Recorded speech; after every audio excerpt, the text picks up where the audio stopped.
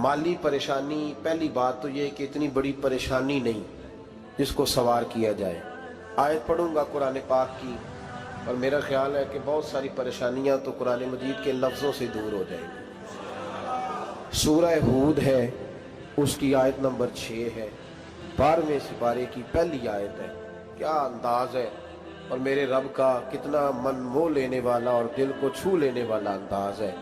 रब करीम ने फरमाया वमा मिन दाब्बतिन फिल अर्द, फरमाया नहीं ज़मीन पर कोई भी ऐसा चलने वाला, ज़मीन पर कोई ऐसा नहीं जो चलता हो, इल्ला अलल्लाहि रिज़्कुहा, जिसका रिज़्क अल्लाह ने अपने ज़िम्मे न लिया हो।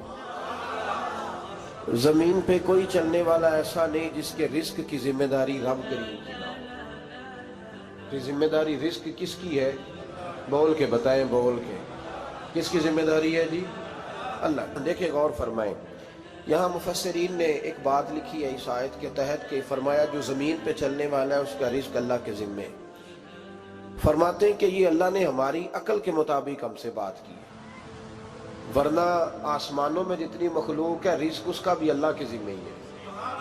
यहाँ जो फिल अर्द के लफ्ज़ है ज़मीन पे, वो हमें समझाने के लिए कि तुमने तो सिर्फ ये दुनिया देखी है ना, तो जिसको तुमने देखा है वो सब खाते अल्लाह का दिया हुआ ही है।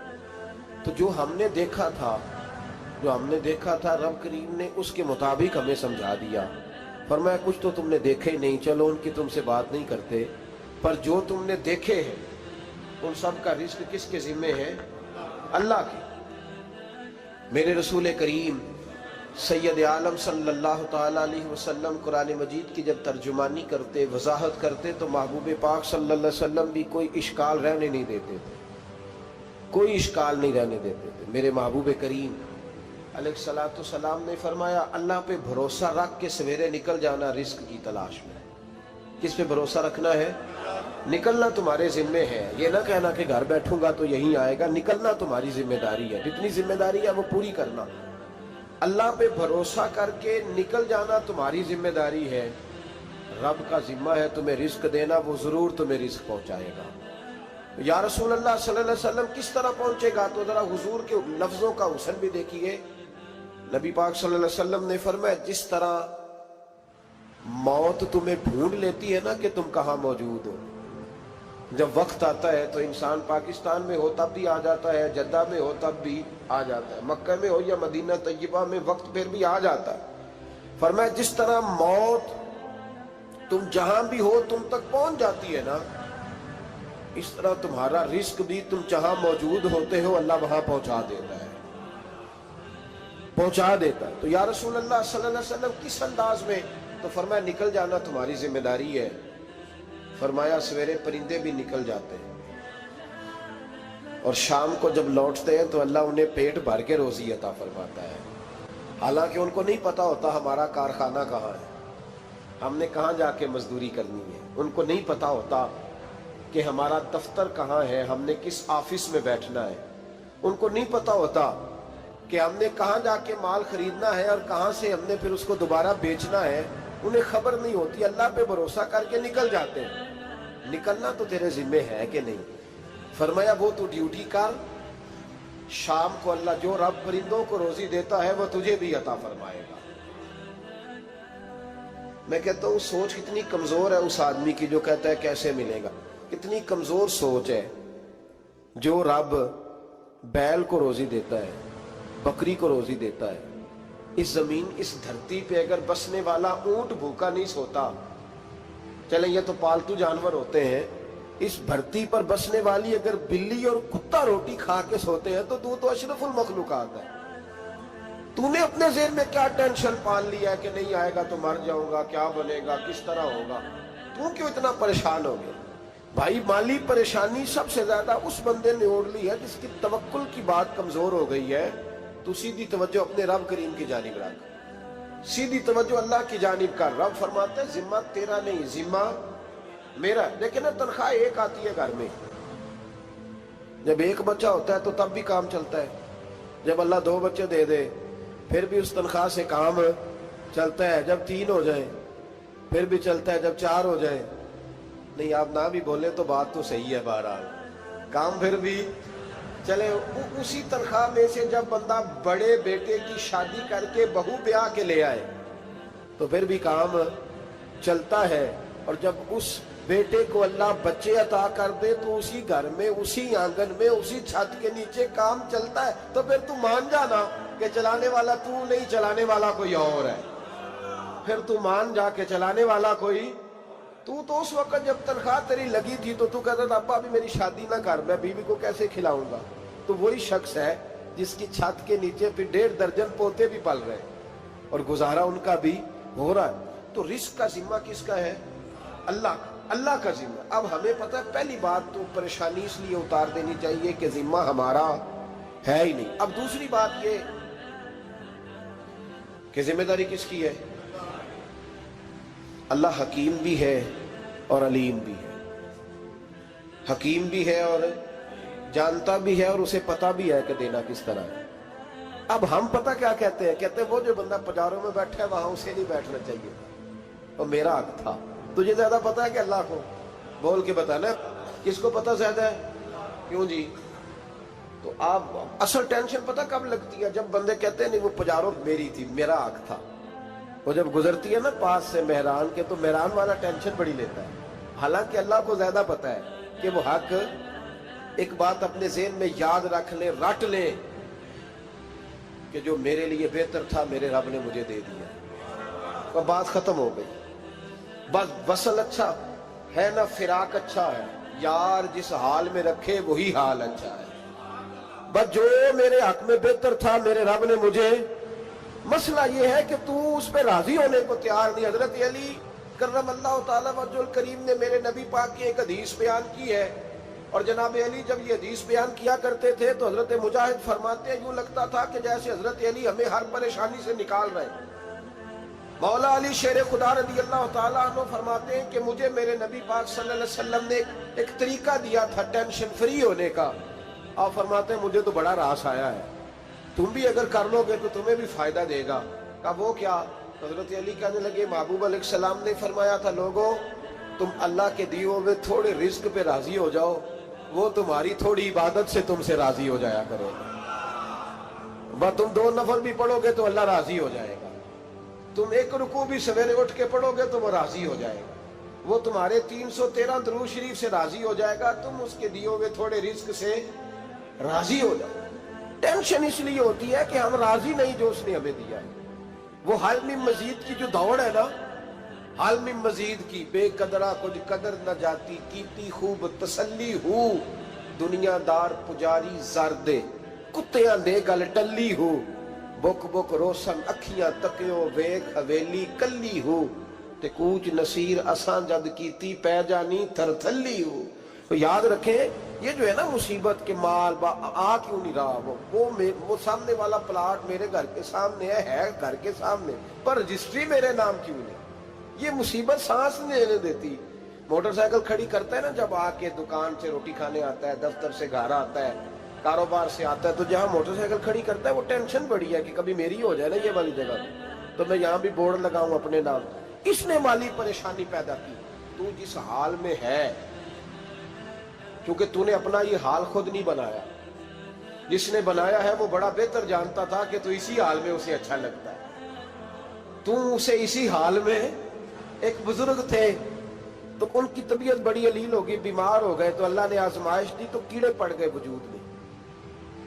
ایک کیڑا یہاں سے کھا رہا تھا، اللہ والے بڑے راضی رہتے ہیں اس کی رضا پہ، تو کیڑا یہاں کھا رہا تھا تو نیچے گر گیا، تو بابا جی نے اٹھا کے پھر وہاں رکھ لیا، کہنے لگے جب اس نے تیری ڈیوٹی مجھے کھانے کی لگائی ہے تو میں اس بات پہ راضی ہوں، تو نیچے کیوں گرتا ہے؟ بٹ ٹھیک ہے کھا، جب اس نے تجھے ڈیوٹی جو تیری لگائی۔ سالبہ بن عبد الرحمن ایک صحابی تھے، سالبہ غالباً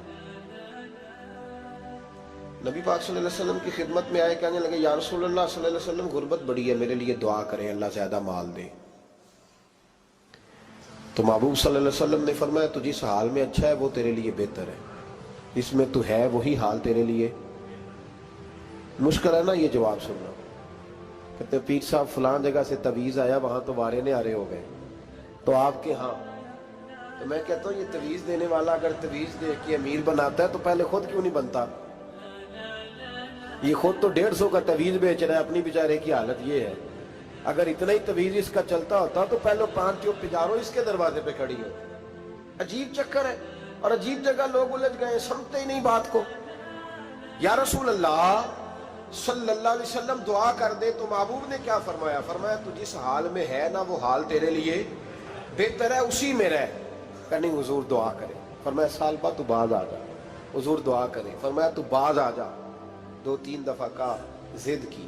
محبوب نے فرمایا جا پھر اللہ تجھے زیادہ پیسے دے گا. چند بکریاں خریدی، اتنی برکت ہوئی کہ بکریوں کے ریوڑ بن گئے. پھر کچھ بکریاں بیچ کے گائے خرید لی، ان کے بھی ریوڑ ہو. پھر کچھ اونٹنیاں لے لی، ریوڑ ہی ریوڑ.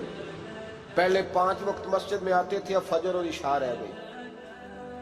پھر مال زیادہ ہوا تو مدینے شہر میں کوئی جگہ ہی نہیں، مدینے سے باہر حویلی خریدی. پھر جمعہ ہی رہ گیا. جمعے کے جمعے آتے زکوٰۃ کا حکم آیا. میرے نبی کریم علیہ السلام نے حضرت ابو ہریرہ کو بھیجا. فرمایا جا اسے کہہ تیری زکوٰۃ بنتی ہے 2.5%. 10 کروڑ روپیہ ہو تو کتنی زکوٰۃ بنتی؟ بھئی 1 کروڑ کی 2.5 لاکھ ہوئی نا، تو 10 کروڑ کی کتنی ہوئی؟ تو بڑی مصیبت ہے جب بینک سے میسج آتا ہے نا کہ 25 لاکھ نکل گیا تیرے اکاؤنٹ سے. بہت بڑی مصیبت، بڑی ٹینشن ہوتی ہے. ایک صاحب میرے پاس آئے، ان کی زمین اچانک مہنگی ہو گئی. اچانک پہلے کچھ 15-16 لاکھ کی ایکڑ زمین تھی، پھر وہ کروڑ کی ہو گئی. تو میرے پاس آئے، کہنے لگے وہ 10 کروڑ روپے بنتے ہیں تو زکوٰۃ. تو میں نے کہا آپ نے کیا کیا؟ زری زمین پہ عشر آتا ہے، اس پہ زکوٰۃ نہیں آتی، تو آپ نے کیا کیا؟ کہنے لگے وہ کچھ سوسائٹی کے رول کے مطابق میں نے فائلیں وغیرہ لے لی ہیں، اب میں نا کبھی موقع آئے گا تو ان کو بیچوں گا. تو میں نے کہا اب تو آپ کا یہ مال ہو گیا بزنس کا، تو اب تو اس پہ زکوٰۃ آئے گی. 10 کروڑ پہ جب 25 لاکھ سنا تو کہنے لگے فوراً دینی پڑتی ہے کہ تھوڑی تھوڑی سے بھی کام چل جاتا ہے. تو میں ان کا چہرہ دیکھنے لگا. میں نے کہا نہیں وہ تو آپ کو پتہ ہے. ویسے حضرت عمر فرمایا کرتے تھے بانٹ کے نہ دو، کوشش کرو کسی ایک کو ہی دو، چلو کسی کا تو کچھ بن جائے. تو ایک کو ہی دینی چاہیے. کہنے لگے تو مطلب یہ ایسا ہی حکم ہے؟ میں نے کہا آپ کسی اور سے تحقیق کر لیں. اب یہ بھائی لیتے وقت نہیں تجھے ٹینشن ہوئی کہ 15 لاکھ کا کروڑ ہو گیا تو اس وقت نہیں تو نے کہا کہ یا اللہ تو یہ کیسی سوچ ہے مسلمان؟ کس طرح کا اس کا؟ ہمارے ہاں جب کسی آدمی پہ حالات خراب ہوتے ہیں نا تو سب سے پہلے وہ اس طرح کرتا ہے کہ جو میں کہیں اللہ کے رستے میں دیتا ہوں پہلے اسے بند کروں. جس رستے تجھے آ رہا تھا پہلے تو نے وہ رستہ بلاک کیا. حضرت اسماء بنت ابی بکر صدیق کہتی ہیں میں حضور کو مسجد کے لیے، ادارے کے لیے، صحابہ صفا کے لیے کچھ دے رہی تھی تو میں نے گننا شروع کیا تو حضور مسکرانے لگے. حضور مسکراتے کیوں ہیں؟ تو فرمانے لگی، محبوب فرمانے لگے اسماء اللہ کے رستے میں گن گن کے نہ دیا کر، ورنہ وہ بھی تجھے گن گن کے دے گا. تو اس کے رستے میں بے حساب دے، وہ بھی تجھے بے حساب ہی عطا فرمائے. لیکن پہلے یہ والا پہلے دروازہ بند کرو، یہاں سے پیسے ختم ہو رہے ہیں. تو اس طرح کرنا بھائی. اس دفعہ سوٹ ذرا گرمیوں والے نہ خرید، لیکن جو تو اللہ کے رستے میں دے رہا ہے اسے دیتا رہے. لیکن ہم اپنا نقصان کرتے ہیں، زیادتی کرتے ہیں اپنے ساتھ. میں نے آپ کو پہلے بھی بتایا تھا پیار کی بولی ہے، پھر بولتا ہوں. ایک بڑے بڑے پیار والے دوست ہیں، ایک دفعہ مجھے کہنے لگے کہ آپ کئی دفعہ اعلان کرتے ہیں تو مجھے اچھا نہیں لگتا، اور آپ ادارہ بھی بہت زیادہ بننے والا ہے، بڑی چیزیں میں دیکھتا ہوں جو ہوں تو بڑا نظام اچھا ہو جائے. آپ دعا کریں اللہ مجھے پیسے دے تو میں بڑے سارے خرچ کروں گا اس کے رستے میں. تو میں نے کہا یا اللہ اسے 10 کروڑ دے، یہ 9.5 کروڑ تیرے رستے میں دے دے گا. تو چپ کر گیا، جس طرح آپ نہیں کر گئے سارے، چپ کر گیا وہ بھی.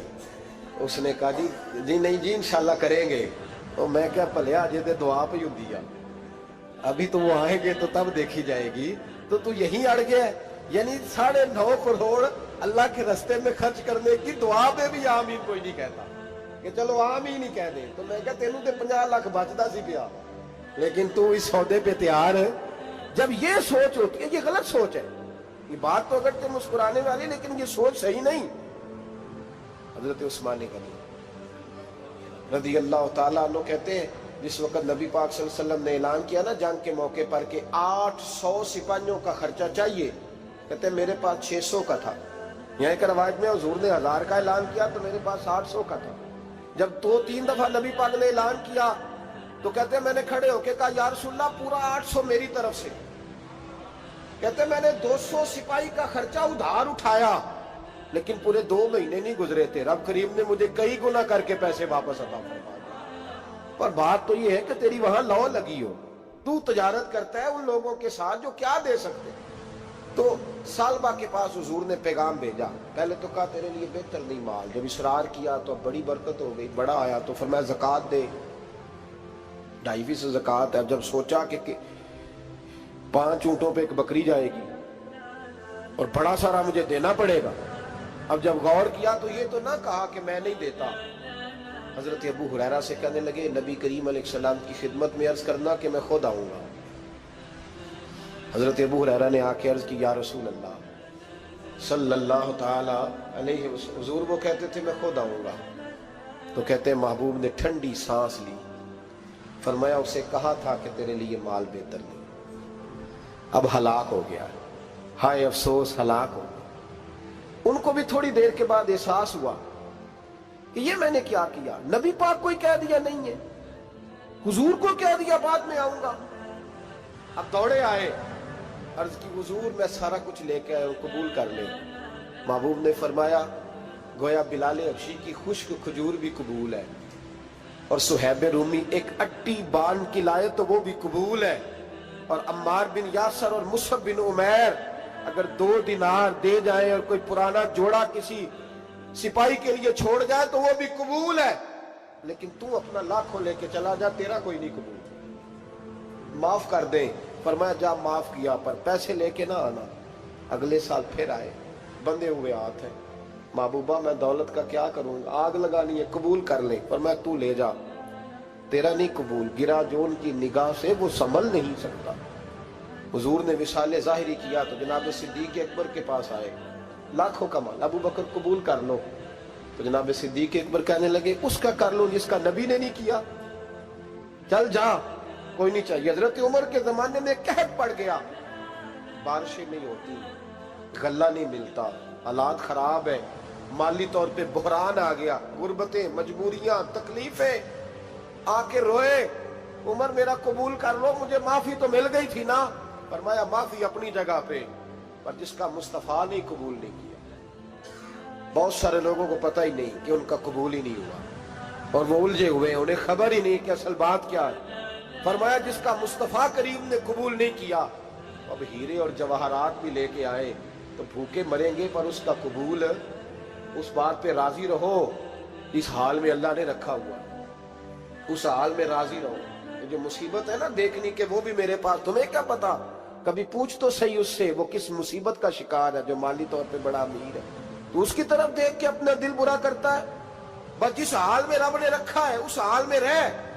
حضرت عثمان غنی کے زمانے میں تو وہ وصال کر گئے، لیکن بھائی تو جس حال میں تیرا رب تجھے رکھتا ہے اس حال میں رہ، تیری مالی پریشانیاں ختم ہو جائیں گی۔ میں نے پہلے بھی شاید آپ کو ایک دفعہ کہا تھا، میں تعلیم سے فارغ ہوا تو میرے ایک استاد اور میرے کچھ دوست کہنے لگے افریقہ آ جائیں آپ، وہاں بہت بڑا ادارہ ہے، اس کو چلائیں، اس کو سنبھالیں۔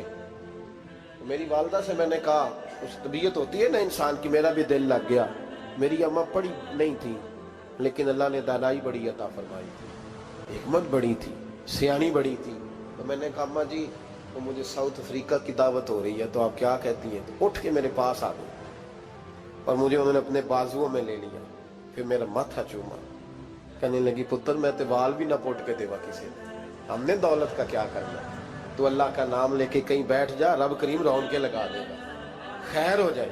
تو میرے بھائی یاد رکھیں ان چیزوں سے تھوڑا سا دیکھیں نا، قناعت کریں، جو اللہ نے دیا اس پہ راضی ہو جائے، اللہ بڑا مہربان ہے، وہ آسانیاں کر دیا کرتا ہے۔ تو یاد رکھیں میرے رسول کریم علیہ السلام نے ایک تو ہمیں درس یہ دیا ہے کہ تو سمجھ جا، قرآن نے ہمیں بتایا ہے کہ روزی تیری ذمہ داری نہیں، روزی کس کی ذمہ داری ہے؟ اللہ کی۔ اور دوسری بات یہ کہ جو اللہ نے تمہیں دیا ہے اس پہ تو راضی ہو جا، تیری مالی پریشانیاں ختم ہو جائیں۔ اور پھر حضور صلی اللہ علیہ وسلم نے فرمایا مذہبی طور پر جب دیکھو تو آگے دیکھو، اور دنیاوی طور پر جب دیکھو تو پیچھے دیکھو، پریشانی ختم ہوگی۔ مذہبی طور پر جب دیکھو، جو 5 نمازیں پڑھتا ہے وہ تہجد پڑھنے والے کو دیکھے، اور جو تہجد پڑھتا ہے وہ اشراق چاشت پڑھنے والے کو دیکھے، اور جو بندہ اشراق اور چاشت پڑھتا ہے پھر اس کو دیکھے جو سارا دن مصطفیٰ پہ درود پڑھتا ہے۔ ऊपर ऊपर देखे कि मैंने और नेक होना है और नेक, और जब माली मामला है तो फिर नीचे देख।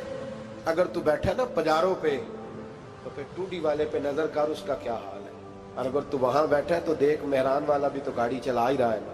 और अगर तू वहां है तो मोटरसाइकिल वाला देख, और तू वहां है तो फिर साइकिल वाले पे नजर, और अगर तू साइकिल वाला है तो पैदल वाले को देख, अगर तू किराए के मकान में रहता तो फिर झोंपड़ी वाले को देख, और अगर तू झोंपड़ी में रहता है तो फिर भी परेशान ना होना। कुछ ऐसे भी हैं जिन्हें झोंपड़ी भी नसीब नहीं, जो सड़क पर लेटे हुए।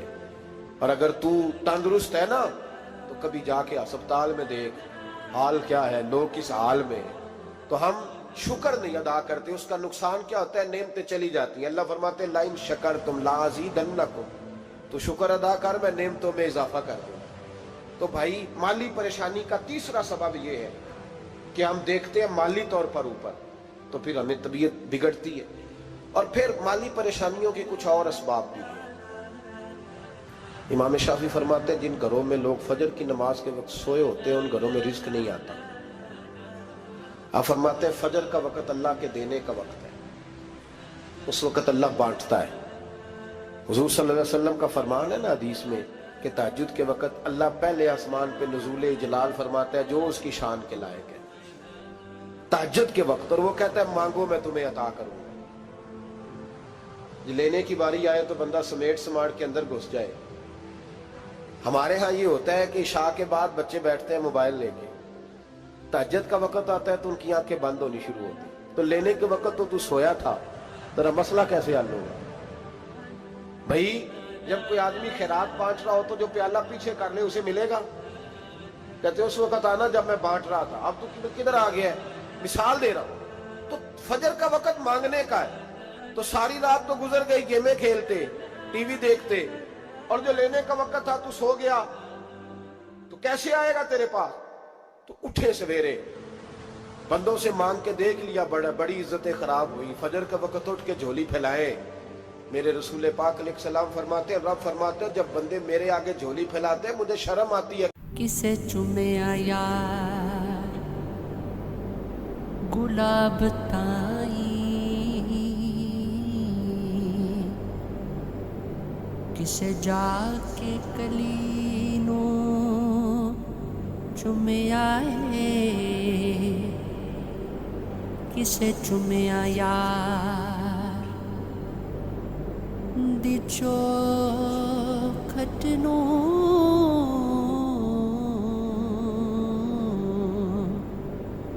किसे जाके गली नू चुमे आए, किसे चुमिया हाकिमे वो सताई,